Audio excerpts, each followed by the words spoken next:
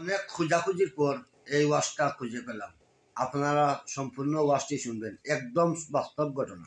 গরিব হয়ে গেলে ভালোবাসা থাকে না, অসুস্থ হয়ে গেলে ভালোবাসা থাকে না।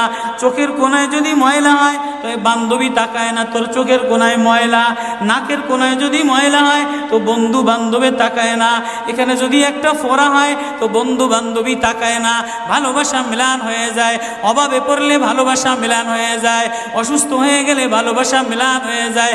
আল্লাহ বলে আমার কোনো অসুস্থ, আমার কোনো অসহায় গোলাম জামা ময়লা হয়ে গেছে, চাদর ময়লা হয়ে গেছে, হাসপাতালের কোনায় হাসপাতালের ফ্লোরের মধ্যে পড়া, গার মধ্যে ঘা দিয়া ভরা, লিভার নষ্ট হয়ে গেছে, দুর্বল হয়ে গেছে, ওইখানে ডাক্তারও তার দিকে তাকায় না, ধনীরা তার দিকে তাকায় না, এমপিরা তার দিকে তাকায় না, কোনো মুফতিও তাকায় না, কোনো পীরেও তাকায় না, পীরেও গরিব মানুষের দিকে তাকায় না, পীরেও বড় বড় পোটলা মশার দিকে তাকায়, ধনীদের দিকে তাকায়, বড় বড় হোমরা সোমরা নেতারাও ধনীদের দিকে তাকায়, কাটিংয়ের দিকে তাকায়, জামার দিকে তাকায়। হায় আমার কোনো অসুস্থ বান্দা হাসপাতালের ফ্লোরের মধ্যে যদি আমার আল্লাহ বলে একটা ডাক দিতে দেরি, আমার আরশে ধাক্কা লাগতে দেরি হয় না।